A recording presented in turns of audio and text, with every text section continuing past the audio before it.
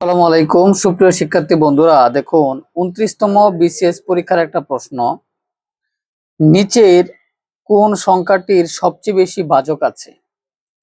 অর্থাৎ দেখুন এখানে 88, 91, 95 এবং 99 এই চারটা সংখ্যা দেওয়া আছে। আমি যদি 98 কে ভাঙি, অর্থাৎ এটাকে কত ভাবে ভাঙা যায়, কত উপায়ে সবচেয়ে বেশি উপায়ে ভাঙা যায়। দেখেন, যদি আমি 88 কে লিখি তাহলে কি লেখা যায়? 2 গুণন 2 গুণন 2 গুণন 11, অর্থাৎ 11 দুগুণে 22, 22 দুগুণে 44, 44 দুগুণে কি 88।